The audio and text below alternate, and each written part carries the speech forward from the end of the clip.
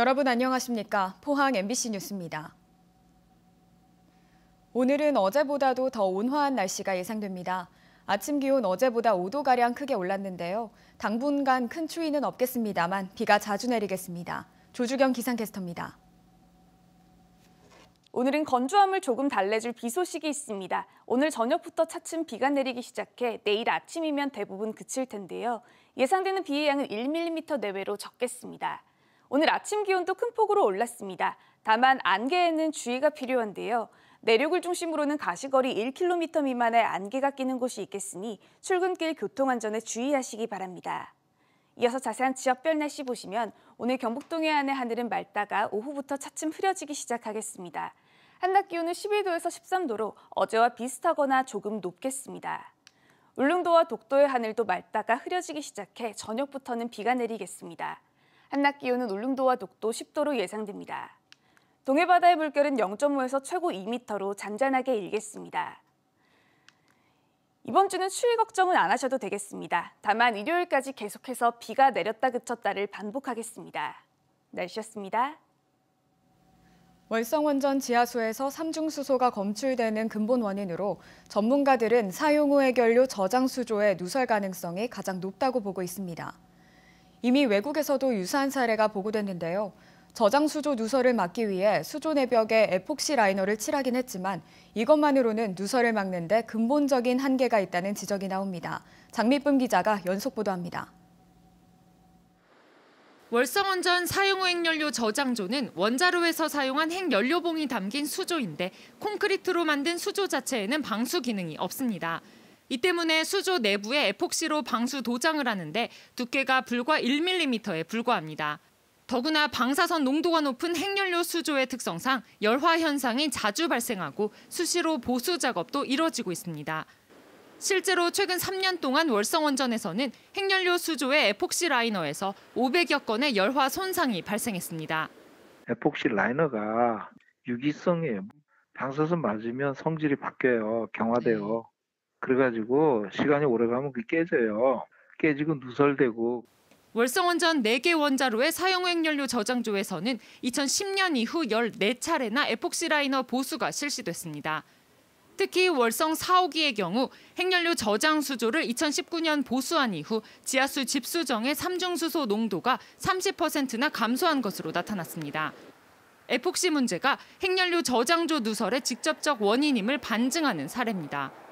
특히 월성원전만 에폭시 도장을 사용 중인데 국내 다른 모든 경수로 원전에는 6mm 두께의 스테인리스 철판이 사용되고 있습니다. 우리 바닥에도 에폭시 까는 그거랑 똑같은 거거든요. 그래서 언제 깔았는지를 보고 사실은 노후의 중고로 갈 수밖에 없어요. 원래 에폭시는 오래 버티기 힘든 애기 때문에. 이미 해외에서는 이와 같은 핵연료 저장조의 누설 현상이 지하수 오염의 원인으로 지목되었습니다. 2012년 미국 핵규제위원회인 NRC도 미국의 원자력 발전소에서 삼중수소로 오염된 물이 지하수로 방출되는 것을 확인했는데 이 중 일부는 사용 후 핵연료 저장조의 누설이 원인으로 밝혀졌습니다. 미국 같은 경우 사용 후 핵연료 지하로 삼중수소가 샜는데 안 샌다고 하는 거는 더구나 이 30년이 넘은 원전인데 그것이 하나도 안 샌다는 거를 어떻게 믿을 수 있느냐. 한수원은 월성원전에 사용된 에폭시 라이너는 유리 섬유로 보강된 특수 코팅 도장이어서 방수 역할을 충분히 수행한다는 입장입니다. 이게 1.2m의 콘크리트 두께의 안에는 유리 섬유가 코팅되어 있는 에폭시로 일반 에폭시하고는 좀 다른 에폭시입니다. 코팅이 되어져 있고요. 또 3개월마다 수중 카메라로 에폭시를 점검하며 유지 관리하고 있어 문제가 없다고 밝혔습니다. 월성원전 사용 후 핵연료 저장조가 근본적으로 누설에 취약하다는 사실이 드러난 만큼 전면적인 안전성 조사가 시급합니다. MBC 뉴스 장미쁨입니다. 포항시와 울산시 북구 등 전국 16개 지자체로 구성된 전국원전동맹이 원자력 안전교부세 신설을 촉구하는 대정부 결의문을 만장일치로 채택했습니다. 전국원전동맹은 국민의 6.4%인 314만 원전 인근 주민들이 수십 년 동안 아무런 보상 없이 환경권을 박탈당한 채 살아왔다고 지적했습니다. 원전동맹은 또 국회에 계류 중인 원자력 안전교부세 신설이 올해 상반기 중에 반드시 이루어지고 정부의 원전 정책에 원전 인근 지자체의 참여를 제도적으로 보장할 것을 촉구했습니다.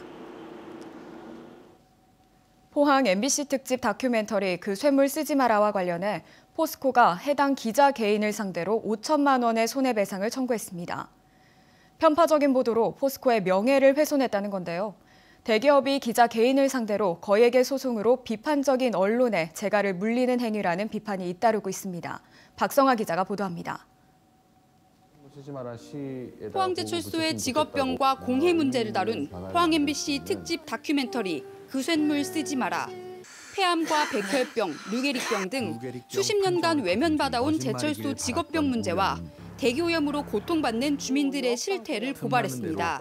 하지만 포스코는 방송 이후 다큐멘터리를 제작한 포항 MBC 기자 개인을 상대로 5천만 원의 손해배상 청구 소송을 제기했습니다. 방송 내용 가운데 16개 내용이 허위 사실로 포스코의 명예를 훼손했다고 밝혔습니다. 이에 대해 포항 지역 시민단체는 수십 년간 시민 건강과 노동자 안전을 외면해온 포스코가 도리어 언론을 탄압하고 있다고 비판했습니다. 지역 주민들이 증언을 하고 있고 실제 피해 사례도 증언을 통해서 나오고 있는 상황인데요. 이것을 보도한 포항 MBC 다큐에 대해서 언론을 탄압하는 것은 말도 안 되는 일이라고 생각을 하고요. 더구나 다큐 방송 이후 포스코가 포항 MBC 방송 내용과 관련해 이의를 제기한 바 없고 언론중재위원회 제소 등의 절차도 거치지 않은 채 기자 개인을 표적으로 바로 소송을 제기한 데 대해서도 비판이 잇따르고 있습니다. 언론노조와 금속노조는 공동성명을 통해 포스코의 소송은 언론인 개인에 대한 보복행위와 다름없고 언론의 자유와 알 권리를 부정하는 오만한 행태라고 지적했습니다. 노동조합과 또는 민간단체와 함께 같이 공동으로 측정해서 공개를 하면 되는 부분입니다. 그러면 쉽게 인정되는 부분이지 아니라고 주장을 하고 고소 고발을 할 문제가 아니라고 봅니다. 환경운동연합도 포스코는 지역 주민과 현장 노동자, 환경단체가 제기해온 문제에 대해 지금껏 인정이나 사과조차 없었다며 공식적인 반론을 제기하고 개인에 대한 공격을 중단하라고 촉구했습니다. MBC 뉴스 박성아입니다.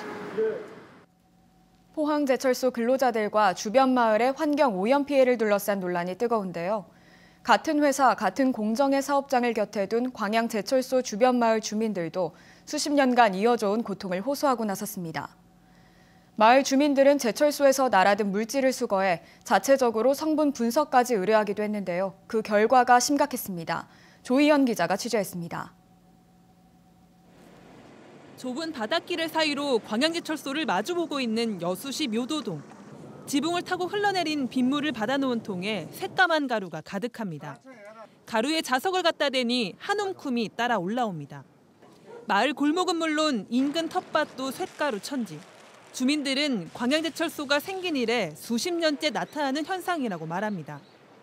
바람이 불면은 저희 마을에 먼지가 날아 들어오는 거나 냄새는 작년이나 그작년이나 현재나 작물에 아주 심하게 내려가지고 저희들도 도저히 먹지를 못하고. 견디다 못한 마을 주민들이 지난해 말 가루를 채취해 성분 분석을 의뢰했는데 결과는 심각했습니다. 기준치의 9배가 넘는 니켈과 7배에 달하는 아연이 검출된 겁니다. 발암물질인 카드뮴도 기준치보다 3배 높았고 구리는 기준치의 1.8배로 나왔습니다. 모두 제철소 공정에서 발생하는 것으로 알려진 중금속들입니다. 저희가 생각할 때는 묘도동만 녹기 나오는 거는 여기는 묘도동은 뭐가 문제가 있는 거죠. 주민들은 상황이 이런데도 제철소 측이 개선 대책조차 내놓지 않고 수년째 묵묵부답으로 일관하고 있다고 주장합니다. 야적장에 밀폐화 사업을 좀 해달라. 주민들 숨이라도 쉴 수 있게 몇 번을 요구를 했는데 이제 예산 문제인지 아니면 의지가 없어서인지.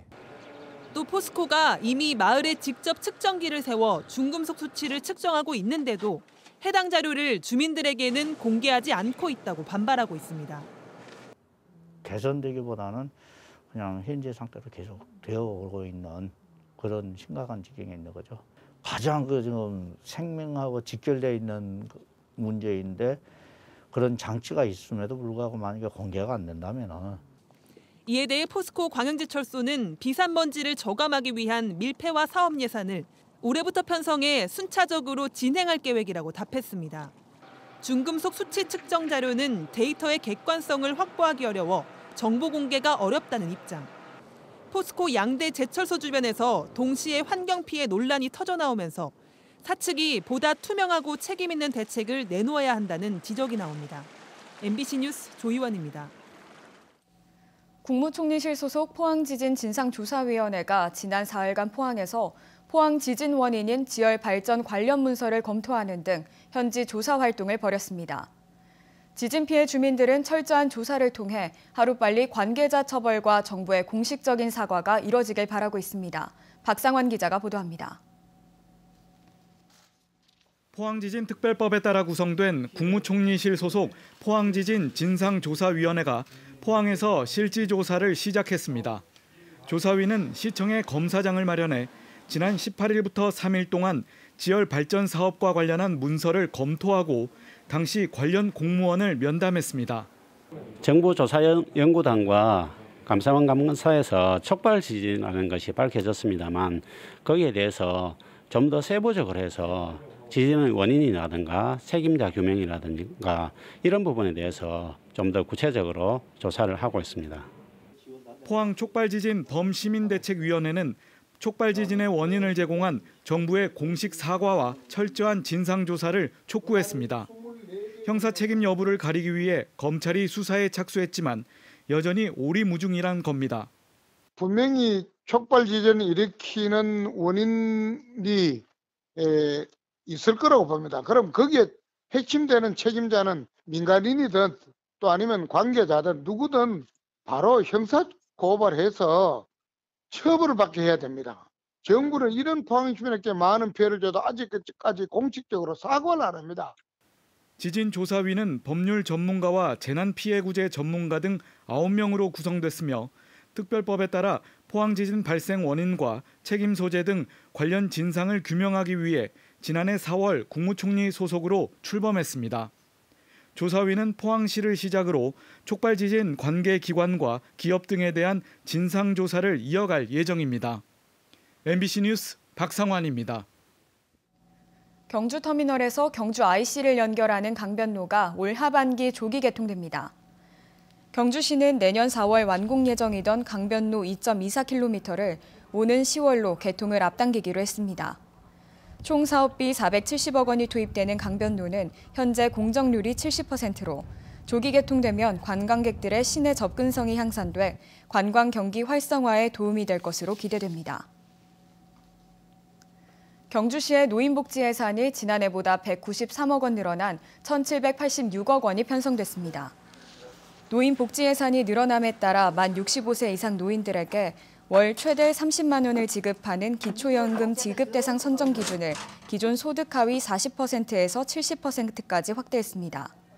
또 3,500여 명에게 맞춤형 일자리와 거동이 불편한 어르신 5,200여 명에게 맞춤 돌봄 서비스를 제공하고 경로당 행복도우미 사업 진행과 경로당 17개소와 마을회관 12개소를 보수하기로 했습니다.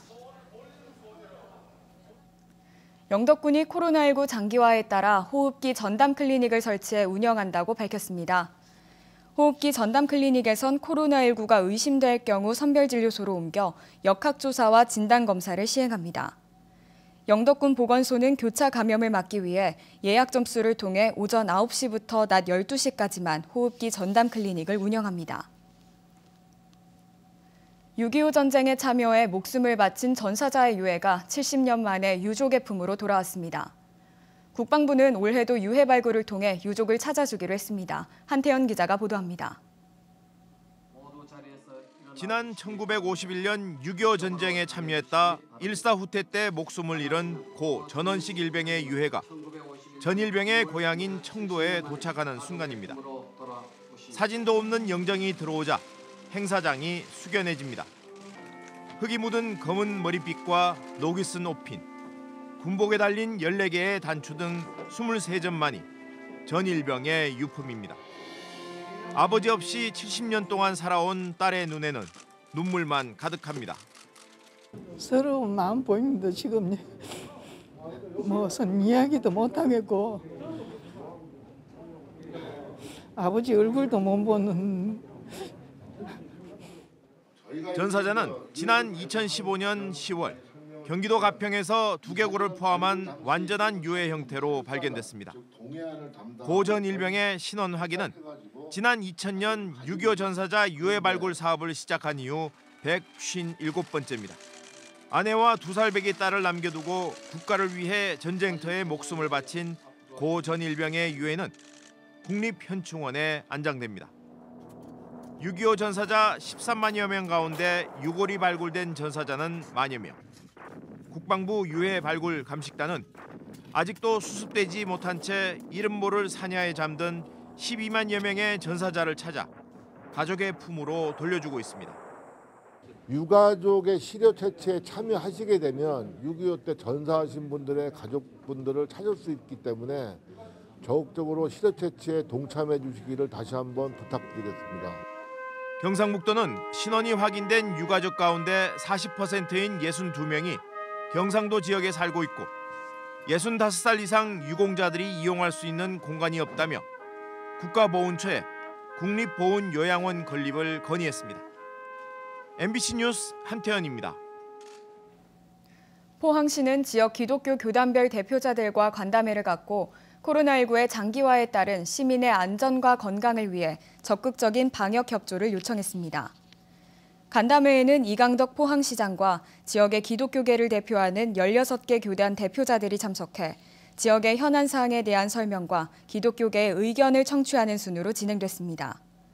이 시장은 2차 사회적 거리 두기 연장으로 인해 종교활동에 어려움이 많겠지만 지역의 안정화를 위해 방역 수칙을 철저히 해줄 것을 요청했습니다. 포항시는 새로운 미래 먹거리인 해양장비와 해양관광산업을 육성하고자 해양장비 시험평가원과 용안 서퍼비치 건립을 추진합니다. 해양장비시험평가원은 3,000톤급 시험평가선 건조와 함께 1,000제곱미터 규모로 영일만 3 일반 산업단지의 지상 3층으로 건립되며 수중 로봇과 수중 드론 등 다양한 해양 장비들을 선박에 싣고 바다에서 직접 테스트를 할 수 있어 경쟁력이 더 높아질 것으로 기대됩니다. 용한 서퍼비치 조성 사업은 총 사업비 20억 원으로 추진 중이며 지상 2층에 해양 레저 시설과 쉼터 등이 구축됩니다. 경상북도와 포항시, 한수원과 영남에너지 그리고 포항테크노파크는 정부의 그린 뉴딜과 연계해 수소 연료전지 보급 확대와 발전 클러스터 사업의 성공 추진을 위한 업무 협약을 체결했습니다. 협약에 따라 경북도와 포항시는 연료전지 발전 사업 인허가 등 행정 지원을, 한수원은 발전소 건립과 운영을, 영남에너지 서비스는 도시가스 공급을, 포항테크노파크는 유지보수 기술 확보와 인력 양성을 위한 장비 인력을 각각 지원하기로 했습니다. 발전소는 1,000억 원의 사업비 전액을 한수원이 투자해 포항 블루밸리 국가산업단지 내 약 10만 제곱미터 부지에 20메가와트급으로 건립됩니다. 울진군은 올해 농촌버스가 다니지 않은 6개 읍면 15개 마을 주민들을 대상으로 행복택시를 운영한다고 밝혔습니다. 행복택시 이용요금은 한 명당 1,000원이며 마을과 읍면 지역을 하루 왕복 2회, 한 달에 48회 운영합니다. 울진군은 지난 2015년 공공형 행복택시 사업을 시작했고 지난해 말 기준 2만 9천여 명이 행복택시를 이용했습니다.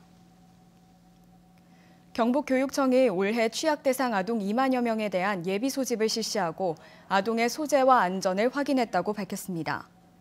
취약 대상 전체 아동 2만 1,245명 중 19,680명이 예비 소집에 참여했고 1명을 제외한 나머지 불참 아동은 가정 방문과 출입국 사실 확인 등 여러 경로를 통해 소재와 안전이 확인됐습니다.